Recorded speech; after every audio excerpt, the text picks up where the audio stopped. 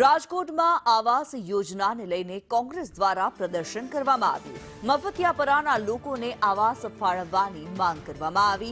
મફતિયાપરામાં ડિમોલિશનને લઈ વિરોધ પ્રદર્શન કરવામાં આવ્યું છે। ગરીબ લોકોના મકાનો ન પાડવા માટે માંગ કરવામાં આવી। લોકોને ઘરનું ઘર આપવા કોંગ્રેસ દ્વારા માંગણી કરવામાં આવી છે। ઇમ્પેક્ટ ફીમાં સમાવેશ કરવા માટેની કોંગ્રેસ દ્વારા માંગ કરવામાં આવી। બેનર અને પોસ્ટર લગાવી કોંગ્રેસે પ્રદર્શન કર્યું।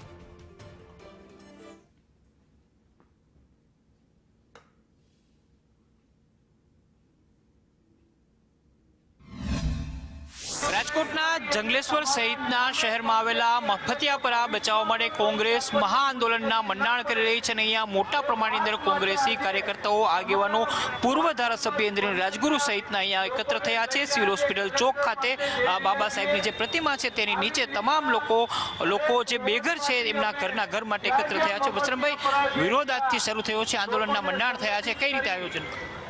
અમે રાજકોટ મહાનગરપાલિકાના વોર્ડ નંબર 15ના કોર્પોરેટરો અમે ગુજરાત સરકારના માન્ય મુખ્યમંત્રીશ્રીને વિનંતી કરવા જઈ રહ્યા છીએ, એક ભીખ માગવા જઈ રહ્યા છે અને આ બેનર દર્શાવે છે કે અમે ભીખ માગી રહ્યા છીએ કે અમારા વોર્ડના લોકોને બેઘર ન કરો, એ લોકોના મકાન ન પાડો, એના જે મફતિયાપરા છે એને કાયમી કરી આપો, રેગ્યુલાઇઝ કરી આપો અને જે યુએલસીની જમીન આવતી હોય તો એને ઇમ્પેક્ટ ફી લઈ પણ કાયમી કરી આપો, એવી માટે રજૂઆત કરવા માટે એની આવેદનપત્ર મુખ્યમંત્રી પહોંચાડવા માટે અમે કલેક્ટર કચેરી રેલી રૂપમાં જઈ રહ્યા છીએ।